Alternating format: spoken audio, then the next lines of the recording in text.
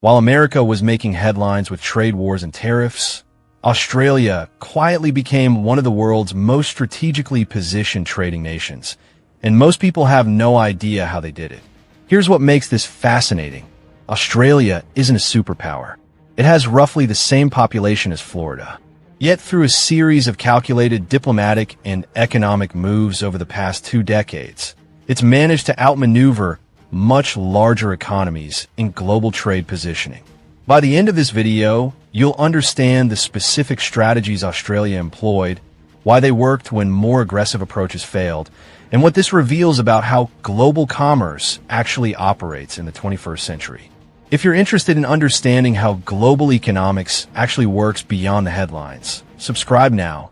We're breaking down complex trade strategies that shape our world, and you won't want to miss future analyses like this. So let's start with the foundation of Australia's approach: strategic diversification. While the United States focused its trade policy on bilateral confrontations, particularly with China, Australia took a completely different path. They pursued what economists call multilateral integration. In practical terms, this means Australia systematically built trade relationships across multiple regions simultaneously, rather than betting heavily on any single partnership. The numbers tell the story. As of 2024, Australia is party to 16 free trade agreements covering 28 countries, according to the Australian Government Department of Foreign Affairs. Compare that to the United States, which maintains 14 agreements. But it's not just about quantity, it's about strategic coverage. Australia has preferential trade arrangements spanning Asia, the Pacific, Europe, and the Americas. To understand what this means in practice, let me introduce you to Wei Chun. Wei works as a shipping coordinator at the Port Brisbane. On any given day, she's managing cargo routes to 17 different countries without having to navigate complex tariff calculations or trade restrictions. Australian beef might go to Japan under the CPTPP agreement, wine to the UK under their bilateral deal, lithium to South Korea, wheat to Indonesia. Each route has streamlined customs procedures and preferential duty rates. Now, here's where the strategy proved its value. In 2020 and 2021, China imposed trade restrictions on several Australian exports: barley, wine, coal, and others, as political tensions escalated. Many observers predicted economic catastrophe for Australia. Instead, something remarkable happened. Within 18 months, Australian exporters redirected their products to Vietnam, India, and Middle Eastern markets. By 2023, total trade volumes had recovered to pre-restriction levels. This wasn't luck. It was the result of having built relationships, infrastructure, and market knowledge across dozens of countries. So when one door closed, others were ready to open. But Australia's strategy goes deeper than just signing agreements. It's about positioning themselves at the intersection of competing powers. This brings us to what might be Australia's most impressive feat: walking the geopolitical tightrope between the world's 2 largest economies. Here's the tension. China is Australia's largest trading partner, representing 27% of total trade, according to 2023 Lowy Institute analysis. That's $236 billion Australian dollars in annual exchange. At the same time, Australia maintains its closest security alliance with the United States through the ANZUS Treaty and participates in the Quad Security Partnership. Most countries struggle to balance these relationships. They either align economically and politically with one side, or they try to stay neutral and end up with weaker ties to both. Australia has done something different.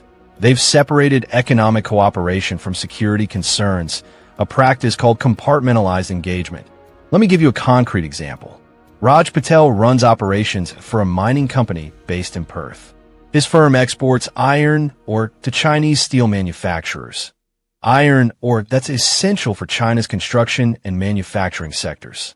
These exports continue despite ongoing political disagreements between Canberra and Beijing over issues ranging from South China Sea tensions to human rights concerns. At the same time, Raj's company participates in U.S.-backed initiatives to develop critical mineral supply chains for electric vehicle batteries and renewable energy technology. They're working with American and Japanese partners to build processing facilities for rare earth elements. This isn't contradictory, it's strategic. Australia has demonstrated that you can sell resources to one country while cooperating with another on security matters. As Professor Michael Wesley from the University of Melbourne explained in a 2024 analysis, this is compartmentalized engagement, keeping different aspects of international relationships in separate lanes. The practical takeaway here is significant. Australia proves that trade relationships don't require complete political alignment. You can disagree with a country's government while still benefiting from economic exchange with its businesses and consumers. This balancing act is only possible because of a third, less visible strategy that took decades to build. While trade debates in the United States often centered on manufacturing jobs and bringing production back home, Australia quietly invested in something different: trade infrastructure and services sector development. Look at what happened to Australia's export profile over the past 15 years. According to Australian Bureau of Statistics data, services exports grew 147% from 2010 to 2023, reaching $112 billion. Education and professional services now rival mining exports in economic value. This transformation changed Australian cities in tangible ways. Take Adelaide, a regional city in South Australia. Over the past decade, international student enrollment turned its universities into economic anchors. These institutions now generate $2.1 billion annually in local spending, according to the South Australia Tourism Commission. That's international students paying tuition, renting apartments, buying groceries, using transportation, and supporting local businesses. But it's not just education.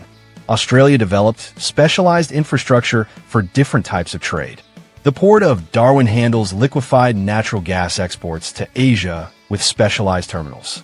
Melbourne serves as the Asia-Pacific region's agricultural logistics hub, with refrigerated storage facilities and quality testing labs. Sydney processes high-value services: international students, financial services, professional consulting, research partnerships. Here's what makes this interesting. While U.S. trade discussions focused heavily on manufacturing, tariffs on steel, aluminum, automotive parts, Australia was building competitive advantages in knowledge economy exports that are less vulnerable to protectionist policies. Think about it this way. It's harder to put tariffs on engineering services, university degrees, or software development than it is to tax physical goods crossing borders. By developing expertise in services exports, Australia created revenue streams that are more resistant to trade conflicts. The lesson here? Diversifying export categories creates stability beyond commodity price fluctuations. When iron ore prices drop, education revenue stays steady. When agricultural exports face restrictions, professional services continue flowing. These foundational changes set the stage for Australia's boldest move, one that positioned them ahead of major economies. In 2017, the United States withdrew from the Trans-Pacific Partnership. This was the Obama administration's signature trade initiative, meant to create an economic counterweight to China's growing influence in Asia. When President Trump pulled out, most observers assumed the deal was dead. Australia saw it differently. They saw an opportunity. Working primarily with Japan and New Zealand, Australia led the effort to salvage and reform the agreement. They negotiated modifications, brought skeptical countries back to the table, and pushed the deal forward.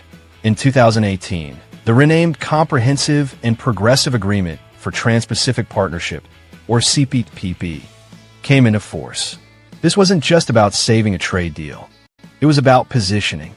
The CPTPP creates a trading bloc representing $13.5 trillion in GDP and 500 million consumers, according to 2024 World Bank figures. It includes countries across the Pacific Rim, from Canada to Vietnam, Japan to Chile. By leading its formation, Australia positioned itself as a rule-maker in Pacific trade architecture, not just a rule-taker. The practical benefits are substantial. Australian wine producers gained preferential access to Japanese markets, with tariffs dropping from 15% to 0% over 10 years. By 2023, Exports to Japan had increased 34%, according to Wine Australia. Similar gains occurred in sectors from beef to pharmaceuticals. But the strategic value goes beyond specific products. As Dr. Shiro Armstrong from the Crawford School of Public Policy noted in a 2024 assessment, Australia demonstrated that middle powers can shape regional economic order when great powers step back. The CPTPP is now attracting new members. The United Kingdom joined in 2024. Ecuador is negotiating accession. Even China has expressed interest, though its application faces skepticism from current members. The point is that Australia helped create a platform that's growing in relevance, while similar U.S. initiatives stalled. So what does all this strategic positioning actually mean for Australia's economic reality? The results are measurable.